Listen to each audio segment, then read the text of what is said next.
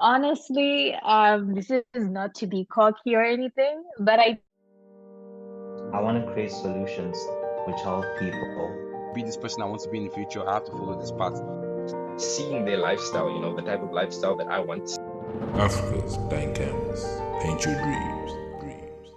Welcome to Africa's Blank Canvas podcast. I'm your host, Obitsura, and today I'm joined by Nyasha Zimunhu. How are you, Nyasha? hi, thank you for having me on this podcast. I am doing okay, but this is not rest at all. And I had an interesting day yesterday, so this is as real as it gets because I'm getting the questions for the first time, and yeah, let's excited to see what's in store. If only the people knew how long it took for this podcast to happen. But anyway, we are here now. Yeah, it's never too late. So can you just give us a brief introduction to who you are? What are you currently doing?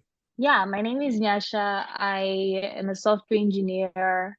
I will be 2 years into the job since I graduated from university in September. I was at the University of Pennsylvania from 2017 to 2021. I studied electrical engineering.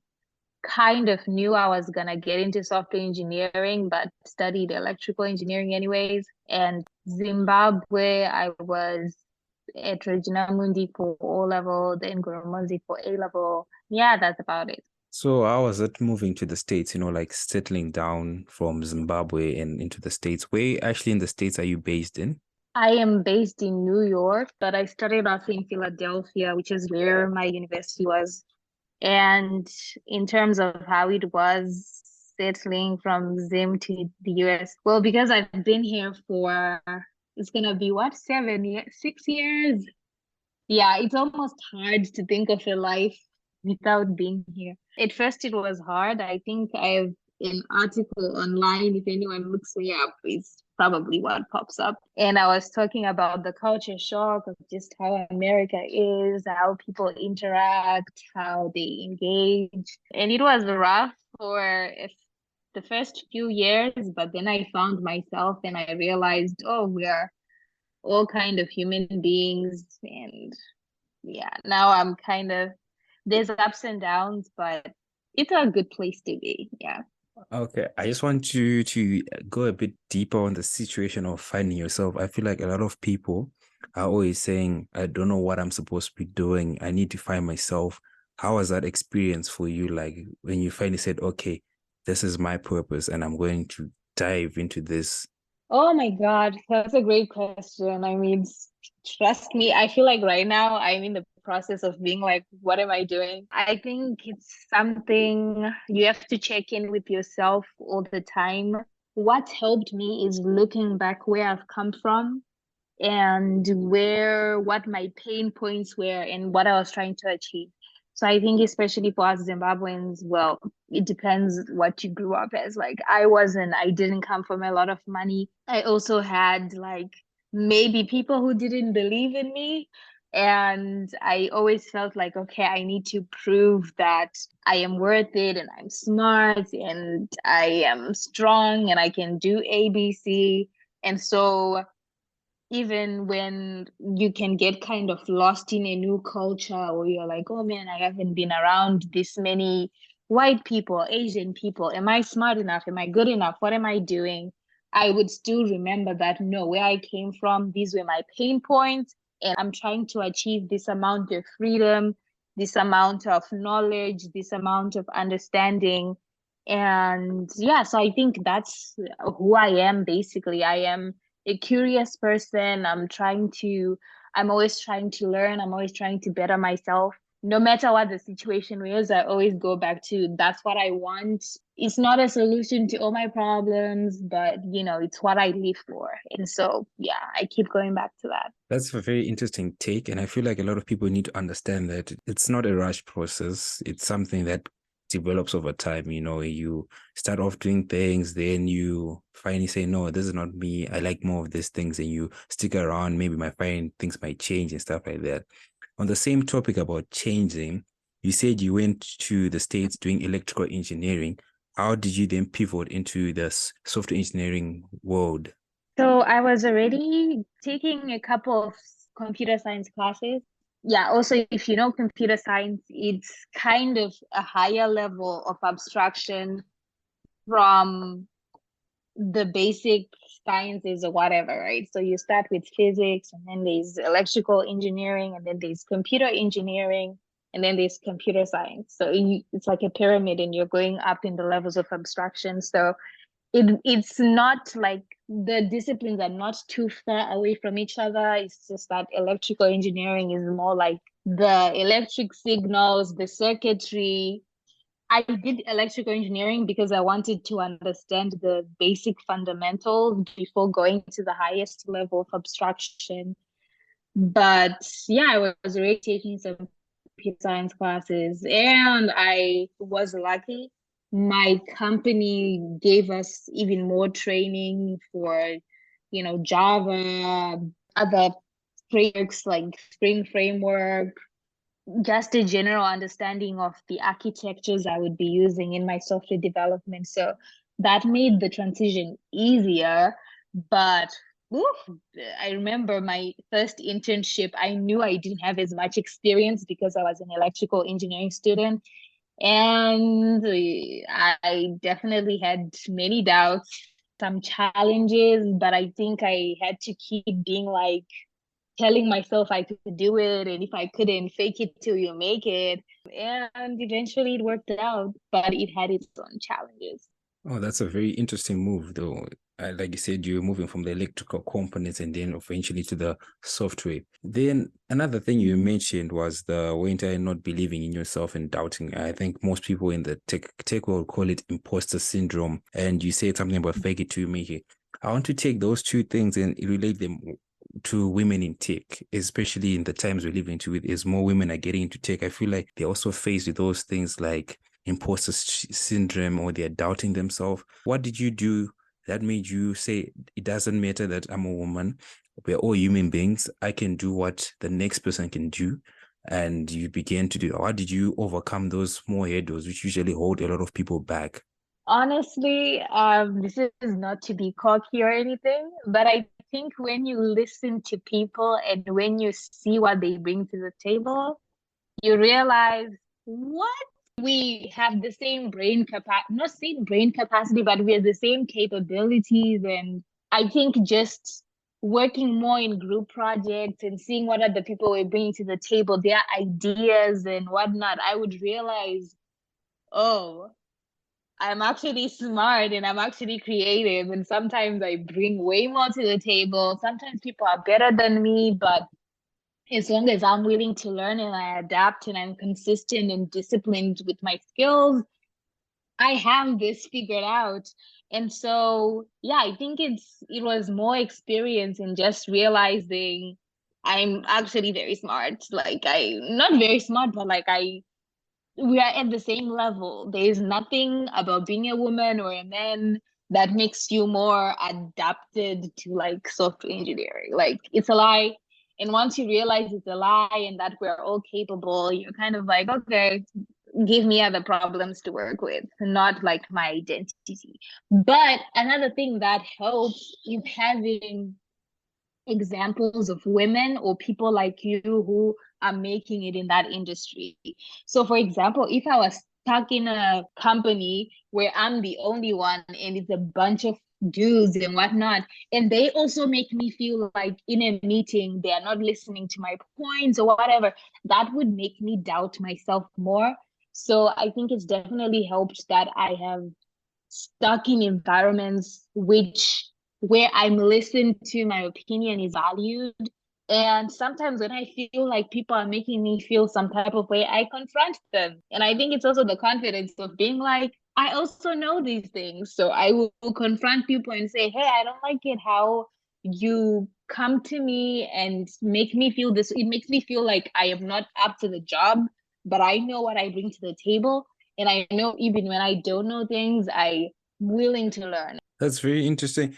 And I really like the way you said, like, you're very bold and confident. I wouldn't say it's ego. You're very confident in your skills. And I believe that as long as you put in the work and you truly came back that work, it's all about putting the work, I think, at the end of the day. Because I've been in a similar situation where you have been. Yeah.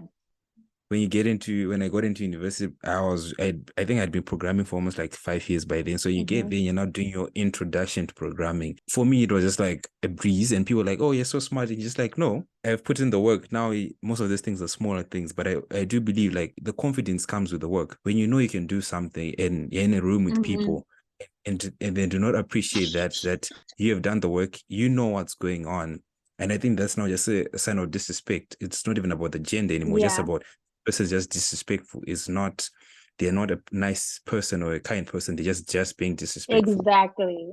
And I feel like a lot of that also goes with Exactly. personal relationships also. I think that also goes with personal relationship. I always feel like on the come up, we're always told to, as you grow, what is that saying? That is, as the tree grows, some leaves fall off and some branches fall off. How did you do that? Is for example, you're in Zimbabwe, then you move to the States, some of your friends are like, oh, Nyasha doing this, oh, Nyasha, akuvaira, hey, Nyasha this, Nyasha this. And how did you do it, like, to the point where, like, some of these people, I just need to cut from my life and continue to grow as a person? How did you do that whole entire journey to be where you are with your friends now, who you feel comfortable with it? Oh my God, isn't it that's one of the most important things to learn early in life? Because I think I don't know about you, but I grew up as a Christian, and I think we were always taught like to forgive people and to extend the olive branch. And even when your friend has a low moment, you need to be the bigger person. And that was who I am for a very long time. Like even friends who were upset about me coming to America or me quote unquote changing or whatever, I would want to give them a hug, like call them, check in, even though they didn't do that. And I should have gotten the signal that they don't care. I definitely tried to be the peacemaker, the bigger person, all these things for a while. And I think it was around 2019, I had a big realization with one friend, and it led me to just feeling more empowered that, you know what, like I am a nice person, kind person. I have enough to be like, maybe I don't need this person anymore. And this is not to be cocky as well, but there's millions of people in the world that you could come across. And with social media, the internet, like I met you on Twitter, and who knows, like from here we could continue to collaborate and do things together. But my point is there's so much access to people that you actually align with, that you are on the same mission. And so when I have a few friends from my past or wherever where we just don't align anymore, I'm happy to cut those branches out. And sometimes it's an honest conversation like, hey, we are just not on the same page anymore. And sometimes people are just like, yeah, we're not. And it hurts the first like 6 months, but it's worth it. I think for me, life, I know people are like, oh, you need to have diverse opinions. And I believe in that for sure. But I think I also have core values that I'm like, if someone does not have these same core values as me, we don't need to be friends. We don't need to collaborate. I don't need to allow you into my personal space. And I don't give a damn because I respect my values and I know where I've come from. And yeah, I'll uphold them any day. Thank you so much for that. That's very inspirational. I think so, especially on the issue of values. I think as a person, you always have to sit down at a point and just state your values and say, if this person or the people around me do not align with these values, we need to go our separate ways. And as usual, there's that saying, if you're the smartest person in the room, I think you're in the wrong room and you have to leave. And there's the one of, show me your friends, I'll show you your net worth. And the one that I really want to take my time on is the one about, if you're the smartest person in the room, you should leave. So for you right now, who are the people who you'd say are your role models, who you'd want to be in the room so you can learn from them and continue to grow from them? Who are those people? Can you just give me about 5? And the top number 1, can you explain why that person's like really the one you look up to the most? Oh my goodness. Oh my goodness. That's a good one. And that's actually a reflection of where I am right now. Right now, I don't think I have particular people that I am following, which actually explain why I'm a little uninspired. I am in the process of like doing different things, and typically I have, like you're saying, I definitely have people that I look at and I follow them. Even with my, I'm sure it's the same for you on Twitter or whatever. I don't listen to all that drama with some of those Zimbabwean socialites and whatnot. I have specific people that, bring value to my life that I'm like, oh, I would like to emulate that. But top 5 people right now, I would be lying to you. But I usually have, typically people that I look up to are just women that I see killing it and who are able to combine being very smart or being ambitious, but also being very kind. So people probably don't know who they are, and they're actually in the entertainment business, which is like, what? Because I'm a software engineer, but I would say she's not my number one, but I really do look up to, well, not so much right now, but one of the people is Beyonce.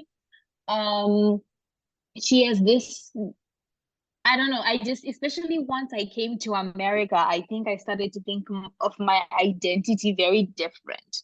Like in them, I don't think you really think about being black or being whatever. And I think coming to America, she was like, I could connect to her as a woman, as a black woman, as someone who works hard. But she's also like, I don't know her personally, but from what I've seen, like she seems to be an introverted person or a bit shy, but when she has to show up for a show or whatever, she will burn the house down and she will stand for different things. And so I really admire her courage, her work ethic, and that she is both like business minded, but also like really kind. And there's more women in the entertainment business who are quite the same, like people who can those things, because like what I've seen is, let's say for example, Elon Musk, like sorry to the people who love him so much, but he's a smart dude. He's trying to do crazy things, and that's pretty cool. Dance with his emotional intelligence. Like I think some of the things he can do can be a little misleading or insensitive. Like he's not really considering the repercussions of what he does.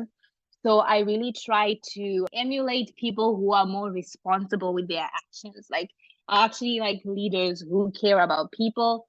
So it's a balance of having an IQ, being business minded, and also having, an emotional intelligence.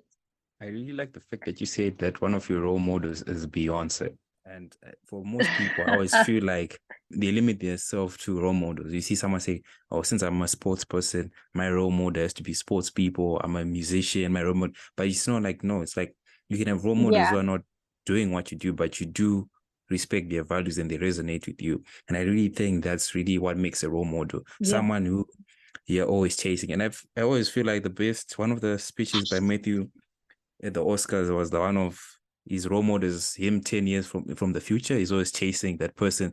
And you're never going to catch that person, but the chase makes you better every single year and every single day, because you know that if I do this today, I'm one step closer to the person I want to be. Although deep down, you will never reach that person, but you're always going to be one step closer. And I really enjoy that. And as I can see from our conversation, you're someone who's like that, who's always saying, you take it a day at a time, you're always getting one step closer to what you want to do. I really like what you said about not limiting yourselves with role models, because I'm also not that person who's just like, oh, I'm going to follow someone in tech or someone in this. It's not just people in entertainment, but I actually watch basketball a lot. And seeing people like Jimmy Butler, like Stephen Curry, just how they are with their discipline. Like the human experience, obviously, it's diverse for different people, but at the end of the day, it's very similar. Like I will see Beyonce, like the same reason she's successful is like discipline, working hard, and I don't know, like managing money well. And then you look at basketball players, it's pretty much the same thing. Discipline, confidence, working hard, blah, blah, blah. And then you look at an actor, and then you look at someone maybe who's an entrepreneur, and you keep seeing the same recurring things. And you look at relationships even. Again, discipline, confidence, blah, blah, blah. I don't know if anyone has been in a relationship with someone who's super insecure. It's not fun. It just helps me realize, like, me branching out to learn from different kinds of people from all walks of life. I'm like, damn, like, to succeed as a human being in any area, it's pretty much the same thing. It's pretty much the same themes everywhere. I truly agree with that statement, especially on hard work. Hard work, people should, especially I feel like in Africa, people should really accept that we need to work hard, but also not to get to work smart. Because there's that saying that luck is when opportunity meets preparation. So if you're always working hard and you're always doing the right things, when the opportunity comes, you're definitely gonna take that opportunity. And most people, that's when they will wake up the next saying, he was lucky, she was lucky. Like, for example, with you going to the States, most people just say, oh, Nyasha was lucky that she was accepted. But people always forget that you were working hard. When the opportunity finally came, you seized it. And the rest is history. And I'm really happy about that. And what I want to say is, what's next for Nyasha in the future? Where are we going? Are we starting our own consultancy, or are we looking for better things? Are we going to move? So what's up with Nyasha in the future? Wow. Yeah, first of all, thank you, because I get the whole I'm lucky thing all the time. And I'm just like, okay, whatever. But what's next? That's a great question. I think right now I am going to stay working these 9 to 5s to make more money.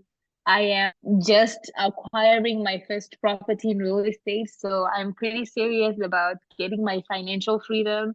I feel like once I get financial freedom, I will have more freedom to do more things and to say more, to be more outspoken, and to stand for the things I want to stand for. And I think even with the Twitter spaces that I do with Ishane on technology, there's a lot more work that could be done, or creating websites. One, I just don't have enough time. And I feel like the more I have my finances figured out, maybe I can build a team, or I'll just have more financial resources to make all these things work out. But at the end of the day, I think the thing that I run out of all the time is time. I'm figuring that out. Yeah, I have so many crazy dreams. I just don't seem to have the time sometimes. Yeah, but you're going to see more from me as probably in the arts and also within tech. And I think I definitely want to speak more in public. And yeah, we'll see where that goes. And mentoring people. Like, if anyone feels like any part of their journey like resonates with mine, I'm happy to talk to them. And I'm really honest about where I come from. I'm very proud of my humble beginnings. And I want everyone to know that there's no need to be ashamed of where you come from. We all start from somewhere, and it all has value. You know what I really like the most of what you just said in that whole entire phrase was the first thing you said. You're staying at your 9 to 5. And I really like that, because most people are just rushing to be entrepreneurs, to be business owners, and they don't forget that everything does take time. There's nothing wrong in staying in a 9 to 5, getting your finances in order and making sure you're comfortable before you get into these risky things. Because I feel like if you rush to be an entrepreneur, then you fail, then you decide to go back to a 9 to 5, you always have that a bit of disappointment, and you always feel like people will be out to get you. But like you said, you're sorting your things out, you're getting your things in real estate. All you need right now is finding time, just making sure that everything balances out. And I'm really enjoy that you're working on your own timeline. That's what's important to you. There's no rush to be like anybody else. There's no one pressurizing you.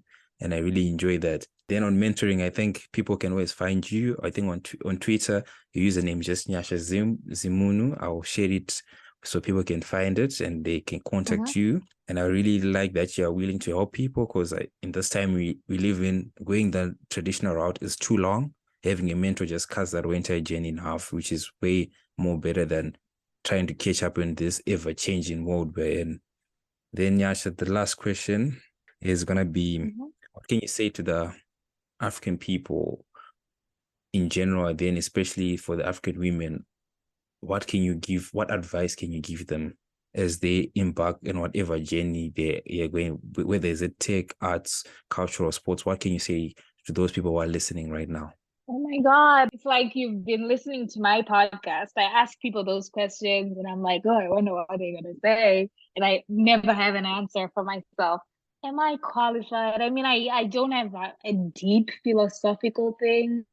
I think everyone's life is different, but I think get your finances in order.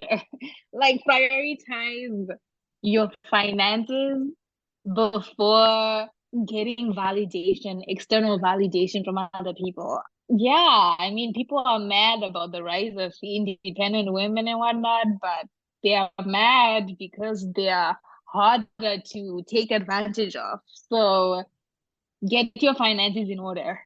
It's not very philosophical, but work hard for the money and don't let anyone, if something feels true to you and it feels right, and you know what you've been through, and you know that thing can help you, stick with it. It doesn't matter what other people are doing or what they're saying. And I think we've talked about it in this podcast that everyone is on their journey. There's no need to compare yourself to other people. But I'm telling you, finances they will come up. Like every problem you're going to have, no, not all of them can be solved by money, but most of them you can get out easier with money. So prioritize that before some of these people that you're going after. And that's me. That's a note to myself as well. Thank you for those words of encouragement, adviseful words, words of empowerment. Yeah. Those were very powerful words. Like the people have heard, your finances, they won't solve all the problems, but 90% of the times they're the way to go. But it's really something we should all take into account about managing our finances. Then, Nyasha, can you just tell people where they can find you on your social medias, your podcast? You can also just do your promo for your podcast so people can also find your podcast and hear another side of the story. Yeah, I do a podcast called Zimbabweans What's Next. So it actually started as interviewing people who had just graduated college back in 2021. And then it evolved to interviewing software engineers in the Zimbabwean tech space. And you can just Google Nyasha Zimunhu on YouTube and you find it. But in addition to that, it's on Spotify and Apple Podcasts, wherever you get your podcasts. And then I'm on Twitter. I do bi-weekly Twitter spaces where we cover exciting topics like, is AI going to take your job? Which skills to get familiar with? And Zimbabwean developers good or are they slacking? Should they be doing more? We've covered all those controversial things. And it's really a community and we are open to what anyone has to contribute. So join us every 2 Saturdays a month. So follow me. It's Nyasha Zimunhu on Twitter and YouTube, Nyasha Zimunhu, and Apple Podcasts, Spotify, wherever you get your podcasts. Thank you, Nyasha. Thank you for being on Africa's Blank Canvas. You've started your painting on a blank canvas. And as usual, like I always say to the people who come on the podcast, we'll always support, we're always on the lookout, we'll always be engaging in content and always wanting to see other people succeed.